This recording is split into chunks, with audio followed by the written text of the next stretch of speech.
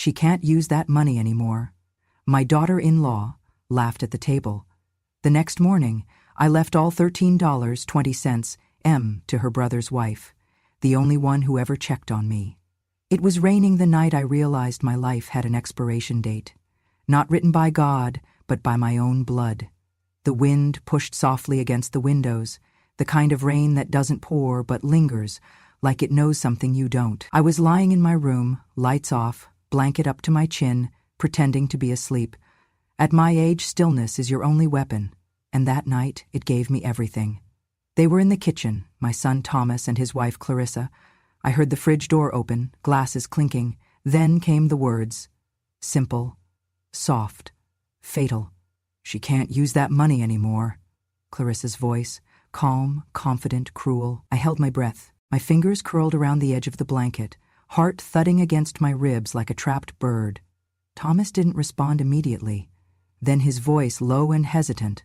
Are you sure about this? Clarissa clicked her tongue. Thomas, her heart's failing, the cancer's back, she barely eats, she sleeps 16 hours a day. What exactly is she using that retirement account for? Her grave? A pause. Then she added, almost as a joke, if she dies at home, we cremate fast, no autopsy. Clean. My mouth went dry. The woman I once called daughter-in-law, who I fed, defended, and housed, was planning my death like a spreadsheet. No tears, no guilt, just logistics. The policy is in my name, she continued. $750,000 tax-free. We just need her to sign the hospice waiver. Once she does, it's over, quick and clean. Thomas exhaled. He didn't say yes, but he didn't say no. I stayed frozen in bed for what felt like an hour after they left the kitchen. Only when I was sure they had gone to bed did I sit up and place both feet on the floor. The rain had stopped. All I could hear was the tick of the hallway clock. I opened my drawer and pulled out an old necklace box. Inside was a silver locket. My late husband gave it to me 20 years ago. He had a voice recorder installed in it as a joke, he always said. If I die first, record the gossip for me. Tonight, he got his wish. I clicked the hidden button and replayed the recording. Every word, every syllable. I copied the file to my old laptop, saved it twice. My hands shook as I closed the lid. I sat in silence, staring into the dark. I know everyone has their reasons for hating others, but I never expected that my children could be so cruel and hateful towards me. What did I do wrong? I'm just a normal mother. Is everything I do wrong? God, please answer me. But God was quiet, maybe because he already gave me ears to hear, and now he was waiting to see if I had the will to fight. The next morning, Clarissa brought me tea. Chamomile with honey, my favorite, or at least it used to be. Sleep well, Mom? She asked, her voice warm, fake, polished. Better, I said, smiling. Thank you, dear. She smiled back. She had perfect teeth, like a wolf wearing pearls. I waited until she left the room, then poured the tea into the ficus plant in the corner. I didn't die that day, or the next, but something inside me did. The belief that family protects you, that blood is thicker than betrayal. That illusion was gone, and what replaced it was something colder, smarter, patient. Clarissa wanted me to die quietly, so I decided to live loudly, in silence. 2 weeks after that night, the night I heard my own son and his wife whisper about my death like it was a spreadsheet item, I went in for a checkup. The kind of appointment I used to go to alone, but now Clarissa insisted on driving me. For your safety, she said, with a smile that didn't reach her eyes. She didn't come inside, of course, just dropped me at the door and reminded me to mention any new symptoms, like she was taking her car to a mechanic. I sat in the sterile white room, the air so cold it bit through my sleeves, and waited. The nurse was kind. She asked about my sleep, my appetite, my energy levels. I told her what I could. Some of it was true, some of it I hadn't even told myself yet. Then the doctor came in with my chart. He didn't look up right away. I knew what that meant. The cancer's returned, he said finally. We caught it early, but it's aggressive. We'll need to start treatment soon if you want to fight this. That word, if, hung in the room like smoke. I nodded, quietly. I didn't cry. I didn't ask how long. I'd had cancer before. I knew the dance. I also knew this time It wouldn't be just me against the disease. It would be me against the people under my roof. When I got back in the car, Clarissa was humming along to the radio. Country music, of all things. She didn't ask about the diagnosis, just looked at me in the rearview mirror and said, "You hungry?" "No," I whispered. "Good," she said. "I'm making soup tonight." When we got home, I lingered in the doorway for a moment. I stared at the family photos on the wall. My wedding day, Thomas as a baby. Christmas 3 years ago, the last one where everyone pretended to care. Clarissa moved past me, pulling off her gloves. "Go rest," she said. "You look tired." Later that evening, I sat at the kitchen table, hands trembling, and whispered, "Clarissa." She turned, stirring her pot on the stove. "The cancer. It's back." She paused, just for a second, her back to me. I kept going, my voice softer than a breath. "Would you help me? Just help me get treatment. I don't have anyone else." She turned slowly, ladle still in her hand. Her lips curled into a smile, not warm, not cruel, controlled. "If you've got cancer," she said, walking toward me, "maybe it's time to lie down with the worms." I blinked. I thought I'd misheard, but she leaned in close, too close, and said it again, slower. "Crawl down into the grave with the maggots." I froze. The soup bubbled behind her like something alive. She pulled a chair out beside me and sat, legs crossed, ladle resting in her lap. "You gave your life to this family. You sacrificed, you worked, you lived frugally. And for what? For us, right?" I didn't answer. Couldn't. She nodded to herself. "Well, congratulations. You made it. Everything's in place, your savings, your insurance, your retirement account, all properly transferred. Your value, Mom, is complete." "Clarissa," I whispered. She held up a hand. "No, just listen." Her voice was calm, like she was reading a bedtime story. "You think we're monsters, but we're just practical. You're not an investment anymore. You're a conclusion, and I am not spending $80,000, 0 cents on chemo for a dying woman who can't walk up the stairs." Tears burned my eyes, but I refused to let them fall. "And you know what?" she added with a small, amused tilt of her head. "You already signed the DNR paperwork last year, remember? That little stack of routine documents I had you go through when your arthritis was bad?" My heart twisted. She stood, smoothed her blouse, and went back to the stove. "You don't need to worry about a thing, Mom. Just eat, sleep, and don't make it dramatic. No one likes a long goodbye." I sat at the table long after she left the kitchen, my hands folded, my mouth dry. I stared at the soup, smelled the rosemary and garlic, remembered how I used to make it for Thomas when he was sick. Now it was being made for me, by a woman who hoped it would be my last meal. I went to my room and shut the door. I didn't pray that night. I planned. And as I lay in bed, eyes wide open in the dark, I began to replay every moment from the last 2 years. I remembered the day Clarissa insisted I sign a stack of routine forms. She smiled sweetly while I scribbled my name without reading. One was a power of attorney, another quietly listed her as the beneficiary on my insurance. I never questioned it, just another errand. But now I knew. She had been setting the table for my disappearance long before the cancer came back. The push for a joint account, the laughing comment last Christmas. "You're lucky we keep you around. You're like a walking inheritance." I laughed too. Now I understood what she meant. The next morning, Clarissa was all smiles again, brought me coffee in bed, light roast, just the way I like it. She even tucked a napkin into my collar and called me Queen Eleanor. "Big day," she chirped, "the first day of the rest of your rest." I didn't touch the coffee, just smiled. Because I knew they weren't waiting for cancer to kill me. They were speeding it up.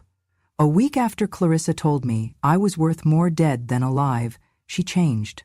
Not her heart, her behavior. Suddenly she became sweet, attentive, helpful, like she had remembered she was playing a part in a play and stepped back into character. She started making me breakfast. Warm, seasoned, balanced.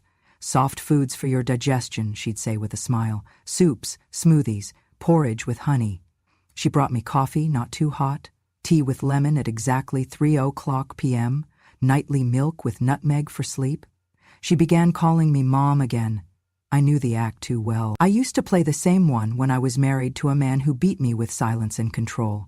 I knew what poison looked like when it wore pearls, and still, I pretended not to notice. "Thank you, sweetheart," I'd whisper, sipping just enough to avoid suspicion, pouring the rest into the orchid pot when she left the room. But even that wasn't enough. Within days, my body turned against me. I was dizzy, my chest thudded in strange rhythms, my hands trembled constantly, I couldn't keep food down, my bowels emptied without warning. At one point I fainted while folding laundry. I woke up on the floor with Clarissa staring down at me. "Oh, Mom," she said, kneeling beside me with a damp cloth. "It's the stress, you just need to rest." That night I called my doctor. He ran tests the next day. "There's something odd in your results," he said, frowning. "You're dehydrated, showing signs of electrolyte imbalance, and your heart is under unusual strain. You haven't changed your medications?" "No," I said. "Nothing new from the pharmacy." He looked unconvinced. "It may be a food or supplement interaction, or something in the home environment." "Could it be deliberate?" I asked, almost too quietly. His eyes flickered. "Do you feel safe where you live, Mrs. Hathaway?" I didn't answer. Instead, I went home and called Denise, my old neighbor's daughter, who now worked as a pharmacy tech. I asked her if she could analyze a few items for me. No questions asked, just yes or no. She said yes. The next morning, Clarissa made me chamomile tea. She sprinkled cinnamon on top, like I used to for Thomas when he had a cold. I poured it into a sterile plastic vial when she left and labeled it Tuesday tea, 8 a.m. That evening, I hid the soup she brought me. Lentils and leeks. I sealed it too. Tuesday soup, 6 p.m. By the end of the week, I had 6 samples. Tea, soup, milk, yogurt parfait, smoothie, and an almond cookie. I had eaten none of them. On Saturday morning, I handed the bag of samples to Denise's husband in the church parking lot, tucked inside a box of old hymnals. He nodded once and left without a word. 3 days later, Denise called me. "Eleanor," she said, "I don't know who's cooking for you, but stop eating it." "What did you find?" "High doses of furosemide in 3 of the samples. That's a loop diuretic. It can cause dehydration, heart failure, confusion, and even death if used improperly. There's also zolpidem in the milk. That's a strong sedative. Prescription only." I closed my eyes. "She's trying to kill me slowly," I whispered. Denise didn't reply. She didn't have to. That night, I pulled out the 2 small security gadgets Thomas had given me last Christmas as a joke. One was a camera, built into a fake phone charger. The other a pair of smart glasses with a hidden lens. "You'll never use these," he'd laughed. He was right about one thing. Until now, I placed the charger camera in the kitchen outlet, angled toward the prep counter. I wore the glasses each time I sat at the table, smiling like I didn't know I was being poisoned. And then, I caught her. It wasn't dramatic, just quiet cruelty in action. Clarissa humming while she crushed a white pill between 2 spoons, pouring it into tea, stirring slowly, rinsing the spoon exactly 6 seconds, drying it with the same towel she used to wipe the sink, humming again. No hesitation, no second thoughts, like it was just another chore. The footage on my phone was crystal clear. I recorded 4 separate days. Different pills, same ritual, same soft smile. On the 4th day, she even said under her breath, "Almost there, you old bitch." I didn't flinch. I smiled. She thought she was playing me like a fiddle, but I was the one writing the final note. Not all women hurt each other. Some simply remember. There was one woman, one light in all this ugliness who had no reason to help me. No obligation, no bloodline, just kindness. Her name was Lila. Lila was the ex-wife of Clarissa's older brother Henry, the one everyone in their family pretended never existed once they split. That barren mule, Clarissa once called her, not knowing I was standing nearby. 10 years of marriage and not even a miscarriage. Just a useless hole. I said nothing back then, just tucked it away.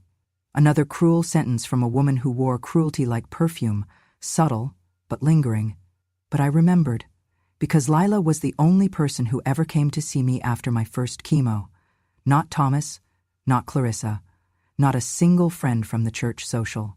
Just her. She showed up with a Tupperware of homemade chicken congee, said it was an old family recipe. Sat at my bedside in the hospital and brushed my hair out of my face like I was her own mother. We barely knew each other, but that didn't matter. I asked her why she came. "You remind me of someone," she said. "Who?" "Myself. The version of me no one wanted anymore." After that, she came by every 2 weeks, always brought food. Never stayed too long, just enough to let me know I wasn't forgotten. Clarissa hated it. One day I heard her snap in the hallway. "Why are you even here, Lila? You don't belong to this family anymore. You can't have kids. You've got no roots here. Go back to your sad little life and stay out of mine." I thought Lila would cry, but she smiled. "I don't need to have a child to be human. But you, I hope you never become a mother. You'd rot everything you touch." Clarissa slammed the door. That night I cried, not for myself, but for Lila, for the way the world spits out women who can't produce what it wants. Babies, profit, silence. And I thought, she was thrown out for not giving life. And me, I'm being thrown out for living too long. Clarissa didn't just want me gone, she wanted me erased. But Lila, she remembered me. Even now, 2 years after that hospital visit, she still sent postcards. Once every few months, no return address. Just soft little messages in curling blue ink. "Thinking of you, E. Hope you're still stubborn. Alive is better than pretty." They meant more than anyone knew. When I started to piece together my escape, my revenge, my justice, Lila came to mind. Not because I wanted to involve her, I never wanted to drag her into this storm, but because I remembered something she once told me.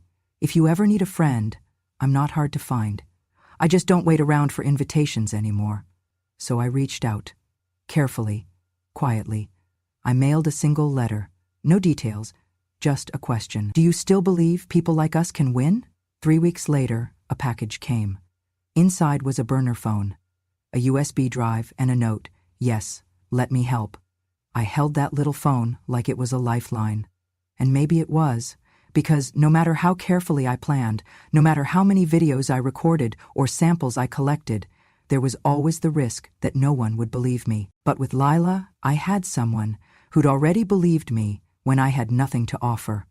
Someone who saw the slow death that women like us face every day, not from disease but from invisibility. And suddenly, I wasn't just surviving anymore. I was fighting. You learn a lot when you pretend to be dumb. Clarissa liked to think she was the smartest one in the room. That was her mistake. Her arrogance made her reckless, so I gave her the performance of a lifetime. I started forgetting things, little things at first. Names, the date, what I had for breakfast. She lapped it up like cream. "Oh, Mom's slipping," she told Thomas one morning, loud enough for me to hear through the vent. "Soon we won't need hospice, just a mattress cover and a shovel." She laughed. I smiled in my room. Every day she thought I was getting closer to the edge. I was getting sharper, more precise. I used the burner phone Lila gave me to record hours of new audio. Clarissa on the phone saying, "Increase her meds, just one night and we'll be free." Another time whispering to Thomas, "Do you know how long it takes for a body to stop twitching after the heart goes?" But it wasn't enough to catch them. I needed to beat them. And that meant taking back what they were trying to steal. So I called my old lawyer, Saul. He hadn't seen me in 5 years, thought I was dead. "You're not dying, are you?" he asked over the phone. "Not before I raise some hell," I said. He chuckled. "Now that's the Eleanor I remember."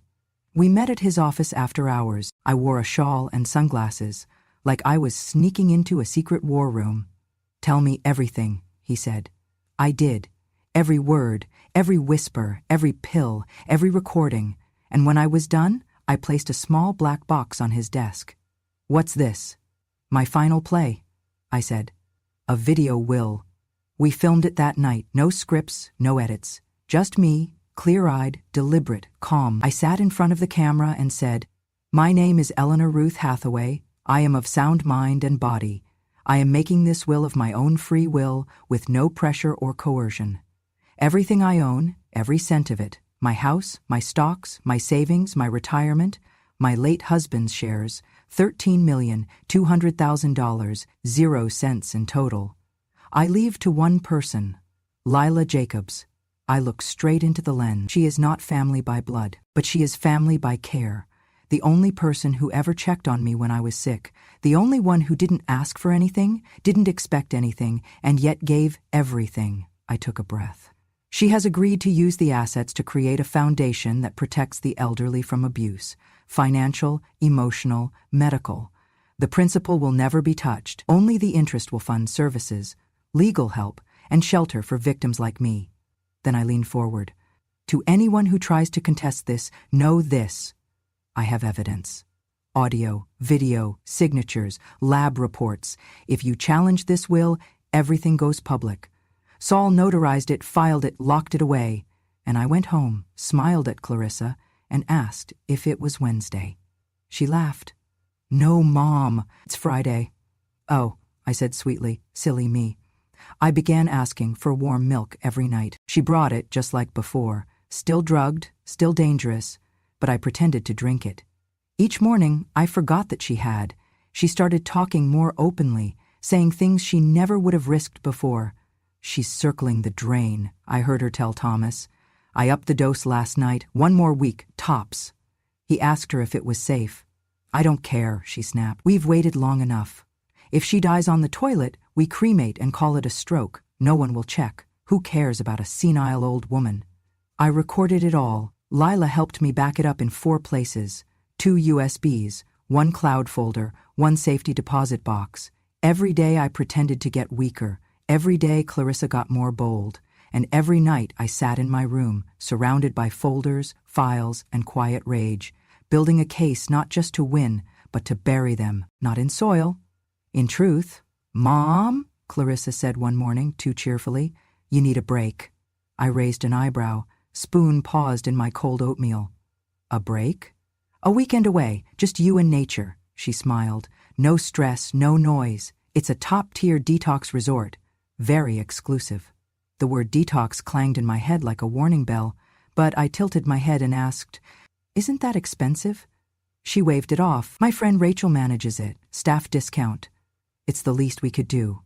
I smiled, nodded, and said thank you, because at this point, I already knew this wasn't a gift. It was a setup. I told Lila the moment I got the offer. We met at the grocery store, pretending to browse tea bags. I slipped her the address. She gave me a new micro switch card and said just one thing. If anything feels off, press the side button on your glasses twice.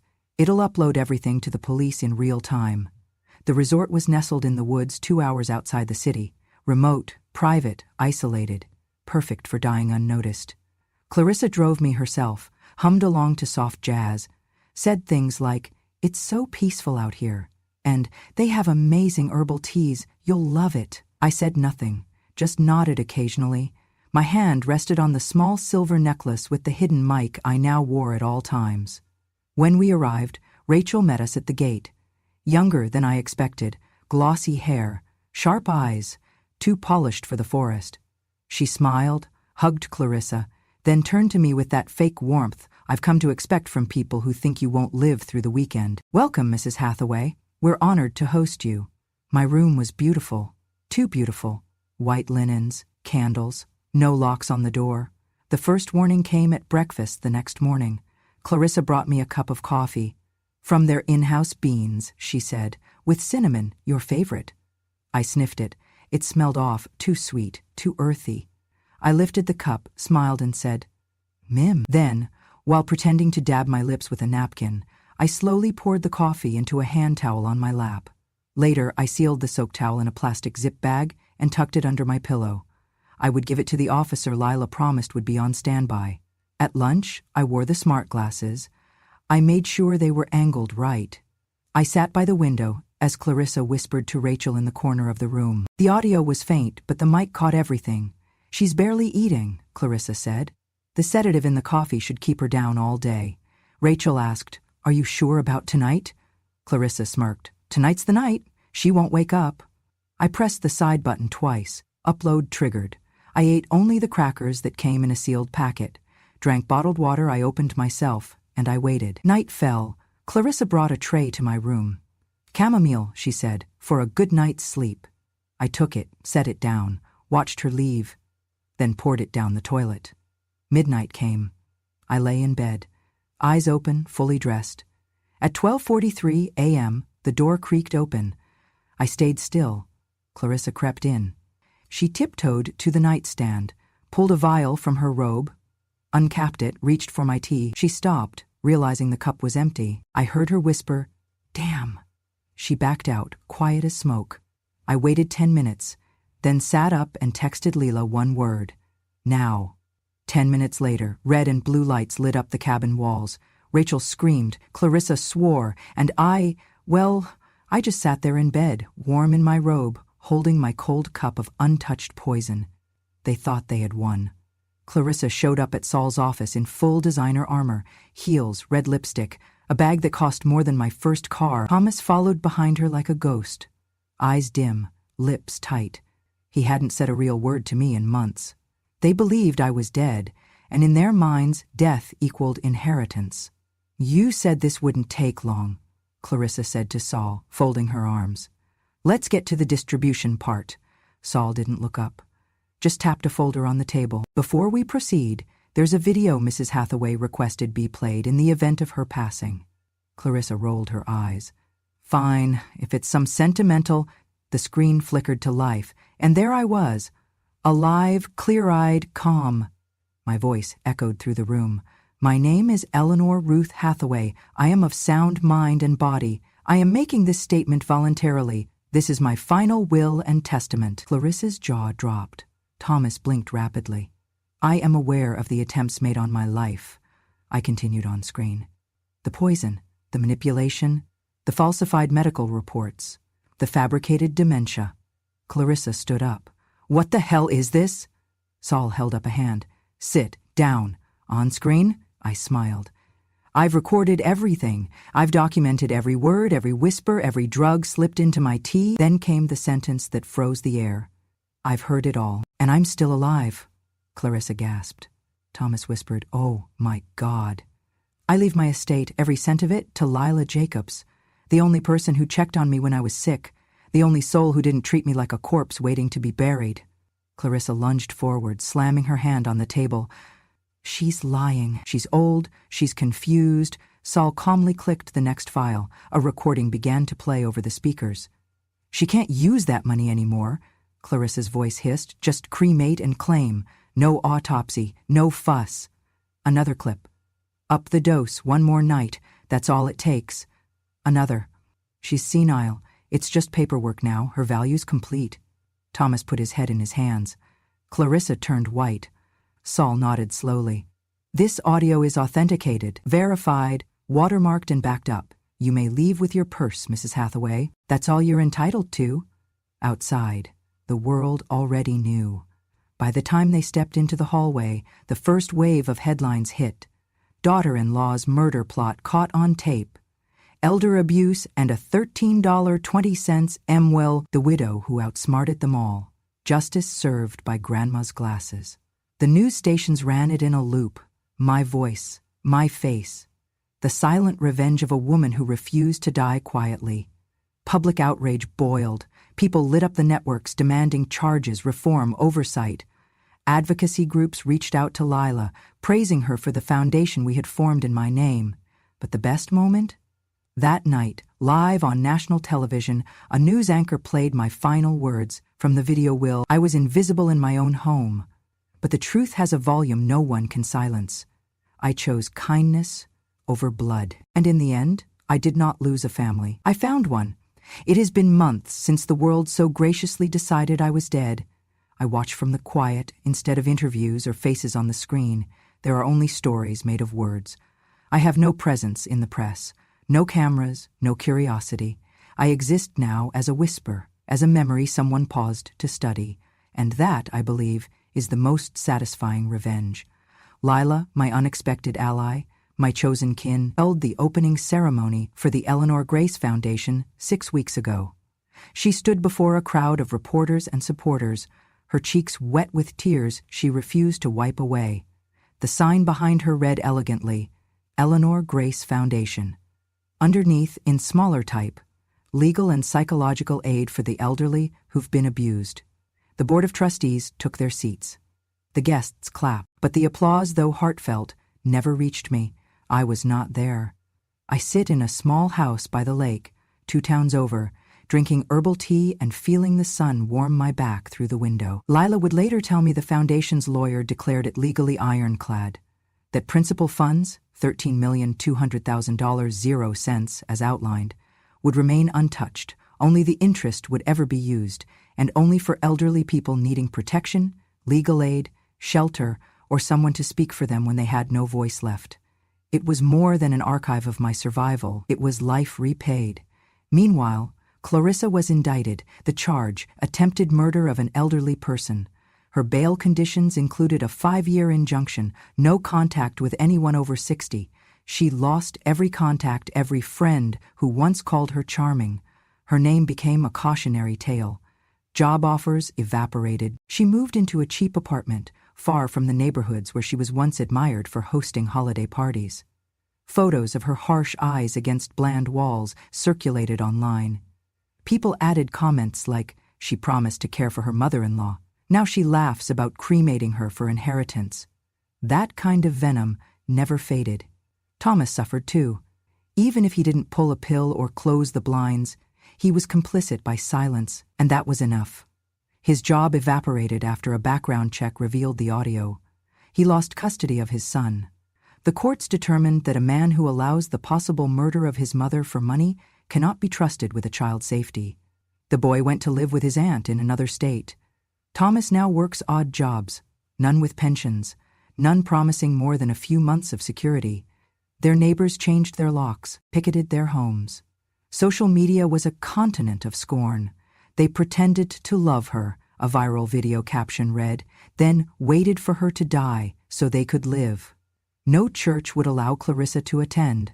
Tomas was asked to leave his sports team.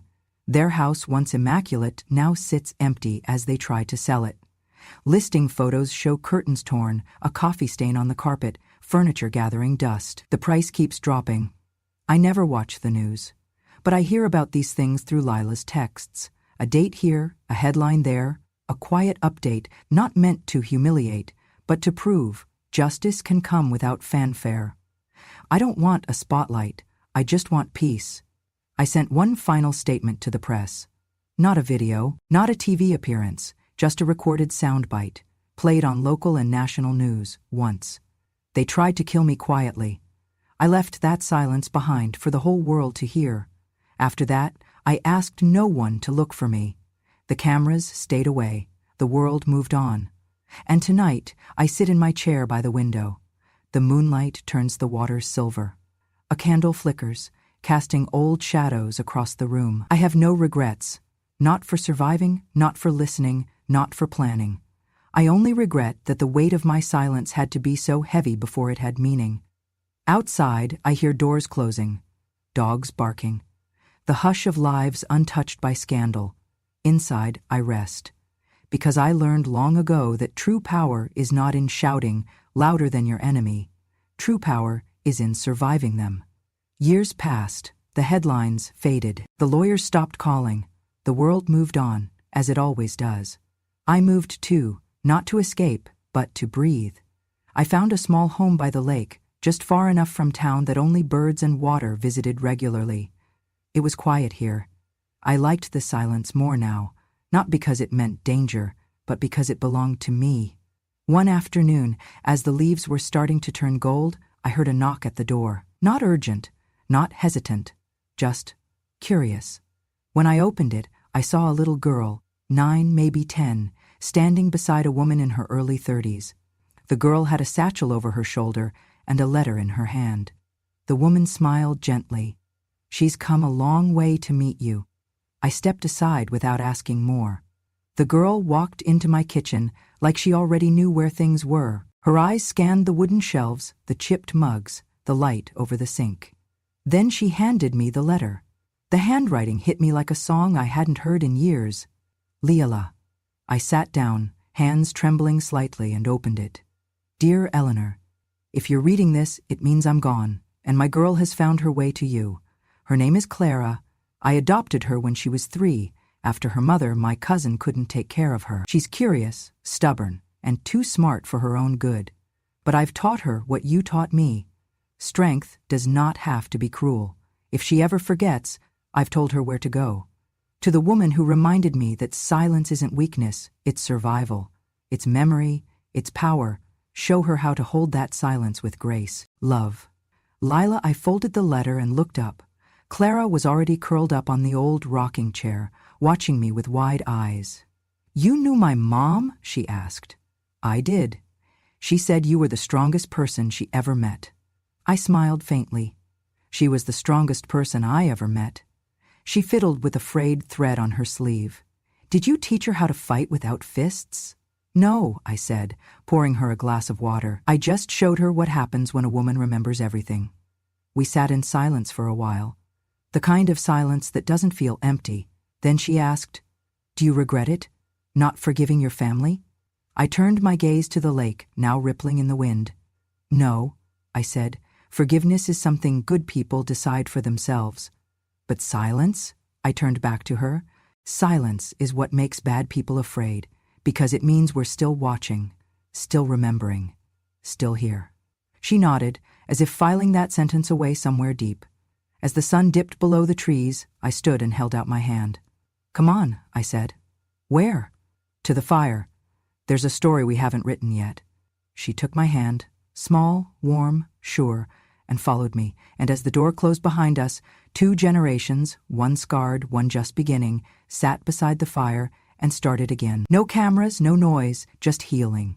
__, some stories end in noise, others in silence. But the most powerful stories end in remembrance. Thank you for listening to mine. If this story touched you, if you know someone who's ever been dismissed, mistreated, or simply forgotten, share this with them. Let them know wisdom never fades and revenge has no expiration date. For more true stories from women who were underestimated, betrayed, and still stood tall, subscribe to Grandma True Stories, because when grandmas speak, the world finally listens.